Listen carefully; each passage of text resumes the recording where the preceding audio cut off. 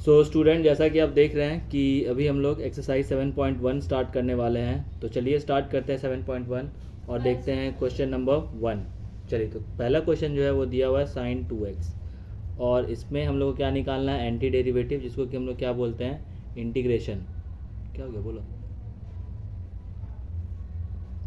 So integration है, तो सबसे पहले हम लोग क्या करेंगे, पुट एन इंटीग्रेशन साइन, और sin 2x का इंटीग्रेशन निकालना है हम लोग को, तो विथ रिस्पेक्ट टू x निकालना है। तो ये sin 2x हो गया। तो सबसे पहले हम लोग क्या जानते हैं, मैं यहाँ पे आपको साइड में फॉर्मूला भी लिख देता हूँ कि sin x dx का जो इंटीग्रेशन होता है वो होता है माइनस कॉस x। ठीक है, तो उस हिसाब से यहाँ पे क्या आ जाएगा, माइनस कॉस 2x। और याद रखिएगा बच्चों कि जो x के सामने जो 2 होता है ना, जो कोफिशिएंट होता है वो नीचे आ जाता है, तो यहाँ पे क्या आ जाएगा 2। तो ये हो गया आपका फाइनल आंसर। साथ में आप प्लस सी, एक आर्बिट्रेरी कांस्टेंट जोड़ दीजिए। आप थोड़ा इसको और अच्छे से भी लिख सकते हैं, -1/2 cos 2x प्लस सी। चलिए अब दूसरे क्वेश्चन की ओर चलते हैं और दूसरा क्वेश्चन जो है वो देखते हैं। तो दूसरा क्वेश्चन जो है लिखा हुआ है cos 3x। क्या लिखा हुआ है, cos 3x। तो चलिए इसको भी इंटीग्रेट करते हैं, putting integration sign, cos 3x dx। चलिए अब इसका इंटीग्रेशन में मैं यहाँ लिख देता हूँ। तो cos थीटा का जो इंटीग्रेशन होता है, अगर डी थीटा के रेस्पेक्ट में देखें तो साइन थीटा होता है, यहाँ पे माइनस नहीं रहेगा। ठीक है, अब वही चीज़ यहाँ पे हो जाएगा, तो क्या हो जाएगा, साइन 3x, और बाई एक्स का कोफिशिएंट जो है वो आ जाएगा नीचे, और प्लस क्या आ जाएगा, c। ठीक है, अब हम लोग देखते हैं क्वेश्चन नंबर 3। तो क्वेश्चन नंबर 3 जो है वो है आपका e⁻²x। क्या है, e⁻²x। तो सबसे पहले हम इसको इंटीग्रेशन का सिंबल डाल देते हैं और उसमें e⁻²x और dx लिखना बिल्कुल नहीं भूलिएगा, क्योंकि dx जो होता है वो क्या होता है, विथ रेस्पेक्ट टू x बताता है। ठीक है, तो सबसे पहले इसका फॉर्मूला देख लेते हैं। तो क्या है, e⁻x dx, जिसका कि इंटीग्रेशन होता है e⁻x। अब उसी तरह से यहाँ पे क्या हो जाएगा, e⁻²x का इंटीग्रेशन e⁻²x, और अगेन x का जो कोफिशिएंट होगा वो नीचे में आ जाएगा, मतलब डिनोमिनेटर में, तो प्लस c। इसको और आप थोड़ा सा इलाबोरेट करके लिख सकते हैं, 1/2 e⁻² प्लस c। ठीक है, तो ये हो गया बच्चों 3 क्वेश्चंस। चलिए अब अगला क्वेश्चन देखते हैं, क्वेश्चन नंबर 4। तो क्वेश्चन नंबर 4 देखते हैं ध्यान से। क्वेश्चन नंबर 4 जो है वो दिया हुआ है ax प्लस बी का होल स्क्वायर। ठीक है, तो अब हम लोग इसको भी क्या करते हैं, putting integration sign, ax plus B का होल स्क्वायर dx। तो अब आप क्या करोगे, इसमें हम लोग कौन सा फार्मूला यूज़ करेंगे वो देख लीजिए ध्यान से। इसमें हम लोग वही वाला फार्मूला यूज़ करेंगे, दैट इज़ कि x⁻n, इस कंप्लीट को आप क्या मान लेंगे, x⁻n मान लेंगे। ठीक है, तो x⁻n करेंगे तो क्या हो जाएगा, x⁻n बाई n प्लस 1, मतलब x का पावर में जो भी वैल्यू रहेगा उसको हम लोग एज इट इज़ लिख देते हैं x⁻n प्लस 1, और फिर यही n प्लस 1 हम लोग कहाँ पे लिख देते हैं, अपने उसमें डिनोमिनेटर में। ठीक है, तो इसी फार्मूला का यूज़ करना है, बस ध्यान क्या रखना है, अगर कोफिशिएंट है x के सामने तो वो डिनोमिनेटर में आ जाएगा। तो उस हिसाब से हम लोग अगर इसको सॉल्व करने जाएँ तो क्या हो जाएगा, ax प्लस बी, पावर में कितना दिया हुआ 2, तो 2 + 1 3, और यहाँ भी क्या आ जाएगा 2 + 1। बट ध्यान क्या देना है, x का कोफिशिएंट, b के सामने तो कुछ है नहीं, b के पीछे x वैक्स है नहीं, तो सिर्फ हम लोग x का कोफिशिएंट देखेंगे। x का कोफिशिएंट कितना है, यहाँ पे a है, तो यहाँ पे क्या लिख देंगे a। तो अब फाइनल आंसर जो आएगा वो क्या आ जाएगा, ax plus B whole to the power 3 और बाई 3a। आप इसको और थोड़ा अच्छे से कैसे लिख सकते हैं, तो आप लिख सकते हैं इसको 1/3a ax प्लस बी का होल क्यूब, और प्लस सी लिखना ना भूलिएगा, एक कांस्टेंट होता है ये। चलिए अब देखते हैं क्वेश्चन नंबर 5। और क्वेश्चन नंबर 5 जो है वो क्या लिखा हुआ है, sin 2x माइनस 4e⁻²x। तो बच्चों देखिए यहाँ पे 2 फंक्शन है, बट घबराना नहीं है, मस्त एकदम रापचिक टाइप से यहाँ पे आप क्या करिए, इंटीग्रेशन का सिंबल डाल दीजिए और sin 2x, और फिर यहाँ भी एक इंटीग्रेशन का सिंबल डाल दीजिए, मतलब बारी बारी से आप दोनों फंक्शन में इंटीग्रेशन का सिंबल लगा देंगे। तो यहाँ पे क्या लिख देंगे हम लोग, 4e⁻²x। देखो बच्चों, अभी यहाँ पे एक मिस्टेक है, यहाँ पे dx मैंने नहीं लगाया था, आप लोग ऐसा मिस्टेक नहीं करिएगा। ठीक है, अब sin 2x का पावर में sin 2x dx, जैसा कि आप देख रहे होंगे यही सेम क्वेश्चन आ गया है, तो वही वाला सेम आंसर आ जाएगा इसका, बट आप स्टेप वाइज करिए। तो यहाँ पे क्या हो जाएगा, minus cos 2x upon 2, x का कोफिशिएंट जो होगा वो नीचे आ जाएगा। फॉर्मूला आपको यही वाला यूज़ करना है, ठीक है। अब माइनस, यहाँ हम लोग इंटीग्रेट नहीं करेंगे, पहले तो जो कोफिशिएंट के सामने, जो भी फंक्शन के सामने कांस्टेंट वैल्यू है उसको इंटीग्रेशन से बाहर ले लेंगे और यहाँ पे हो जाएगा e⁻²x dx। अब एक स्टेप और जाएंगे हम लोग, तो यहाँ पे क्या हो जाएगा माइनस कॉस 2x अपॉन 2, उसके बाद क्या हो जाएगा -4 जो है एज इट इज़ हो जाएगा, और फिर उसके बाद क्योंकि e⁻x का इंटीग्रेशन e⁻x ही होता है, तो e⁻2x बाई x का कोफिशिएंट कितना है 2, तो वो आ जाएगा नीचे।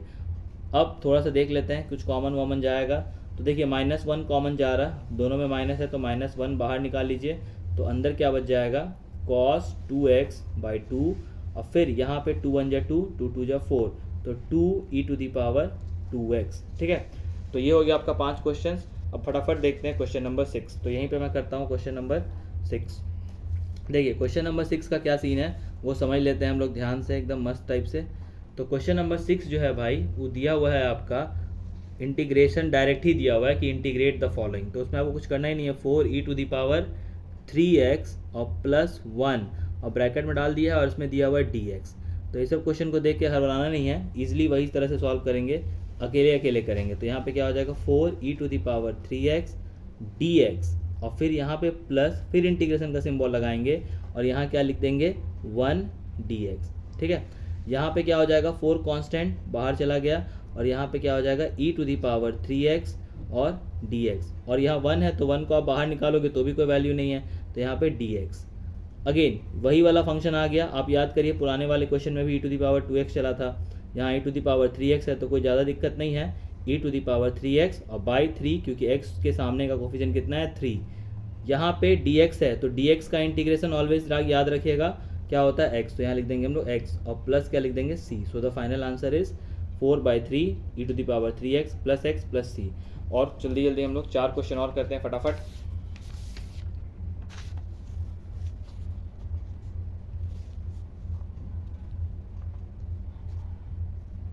चलिए अब हम लोग देखते हैं क्वेश्चन नंबर 7। तो क्वेश्चन नंबर 7 जो है उसको ध्यान से देख लीजिए फटाफट।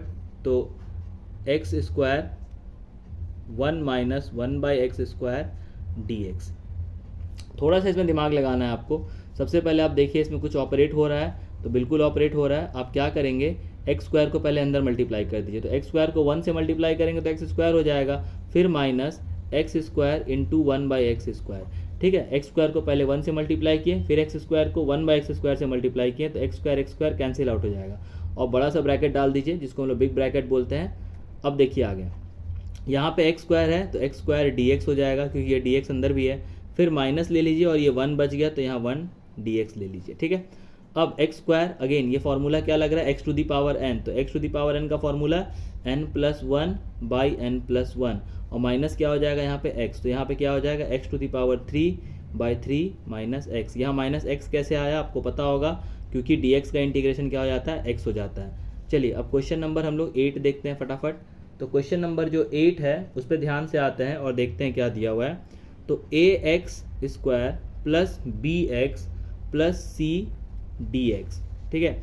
तो सबसे पहले हम लोग क्या करेंगे, इसमें बारी बारी से सारे में इंटीग्रेशन का सिंबल लगा देंगे। तो फटाफट देखते चलिए, ax² dx + bx dx + c dx, ठीक है।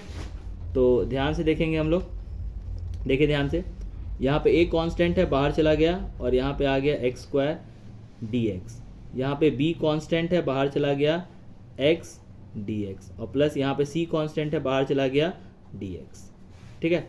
अब a x² माने x⁴n, तो x के पावर में n+1 माने 3/3, ठीक है। फिर b x मतलब x का पावर यहाँ पे कुछ नहीं है तो 1 है, तो x का स्क्वायर बाई 2, फिर c और dx कितना हो जाएगा x। So the final answer is a/3x³ + b/2x² + cx + c, ठीक है। चलिए और 2 क्वेश्चन जल्दी से देख लेते हैं फटाफट, 9 और 10। तो 9 नंबर जल्दी से देखते हैं क्या दिया हुआ है आपका।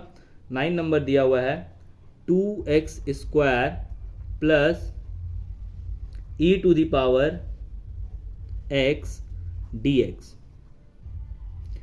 देख रहे ना भाई, काला चश्मा भी बज रहा है बगल में, क्या करिएगा, पढ़ाना है तो ऐसे ही पढ़ाना पड़ेगा, आप कुछ नहीं कर सकते हैं। तो 2x² dx + E to the power X D X, ठीक है। अब यहाँ 2 कांस्टेंट है, बाहर चला गया, यहाँ क्या आ गया एक्स स्क्वायर डी एक्स। और यहाँ पे तो सिंपल है, ई टू दी पावर एक्स का इंटीग्रेशन क्या होता है भाई, ई टू दी पावर एक्स, तो यहाँ पे लिख दो खचाक से। और यहाँ पे ये 2 एक्स स्क्वायर का क्या हो जाएगा एक्स 3/3, कहाँ से आया x to the power n plus 1/n+1 plus e to the power x plus c. चलिए तो आज इस वीडियो का लास्ट क्वेश्चन हम लोग देखे हैं, फटाफट देखिए क्या है, अंडर रूट, इसमें रूट का सीन कर दिया भाई, देख लो ध्यान से, x माइनस 1/√x का होल स्क्वायर। मतलब आप समझ रहे हैं ना, इसमें आपको थोड़ा सा ट्विस्ट दे दिया है, तो ट्विस्ट एंड टर्न से डरना नहीं है, फटाफट इसको a प्लस बी का होल स्क्वायर में ब्रेक करिए। तो आपको पता होना चाहिए कि a माइनस बी का होल स्क्वायर जो होता है वो होता है a square plus B square minus 2ab। छोटा छोटा चीज़ है लेकिन याद रखना चाहिए आदमी को। तो √x का होल स्क्वायर प्लस 1/√x का whole square minus 2 into √x into 1/√x, ठीक है। तो √x से √x कैंसिल हो गया और यहाँ पे सबके साथ करली मार लीजिए, करली मने करली ब्रैकेट, करली मारने वाला मतलब वही है। चलिए अब देखते हैं ध्यान से, √x का होल स्क्वायर कहने का मतलब x हो गया √x, क्योंकि आपको पता होगा कि √x में मल्टीप्लाई करेंगे √x से तो ये x ही देता है आपको, ठीक है। तो √x का स्क्वायर किए तो x प्लस यहाँ पे 1/x और यहाँ पे x से x कैंसिल ही हो चुका है, तो -2, तो यहाँ पे आ गया आपका dx। अब फटाफट देखिए x dx plus 1/x dx minus 2 dx, सबको हम लोगों ने क्या किया अलग अलग कर दिया एकदम प्रॉपरली, ठीक है। चलिए ध्यान से देखते हैं अब लास्ट, x²/2 कैसे आ गया, क्योंकि x का पावर 1 है तो 1 + 1 2, 2/2, यहाँ 1/x है। अब इसमें ध्यान देना है, यहाँ पे एक सीन आ गया भाई, 1/x का जो इंटीग्रेशन होता है वो होता है log x, क्या होता है log x। अब ये चीज़ आपको याद रखना पड़ेगा, कैसे, क्योंकि d/dx माने डिफरेंशिएशन ऑफ log x जो होता है वो होता है 1/x। अब बहुत आदमी क्या करेंगे, इसको ऊपर लेके जाएंगे और -1 करके अब फिर खेल कर देंगे, जिससे उनका गलती हो जाएगा। तो थोड़ा सा दिमाग को चलाना है, तो 1/x का क्या हो जाएगा डिफरेंस इंटीग्रेशन log x, तो यहाँ log x लिख लीजिएगा, यहाँ -2 dx का x और प्लस c, तो ये आपका आ गया फाइनल आंसर। तो आप लोग आंसर चेक कर लीजिएगा। और आज का क्लास हम लोग यहीं पे ख़त्म करते हैं, फिर अगले क्लास में हम लोग 11 नंबर क्वेश्चन से स्टार्ट करेंगे। तब तक के लिए स्टे ट्यून, बी सेफ।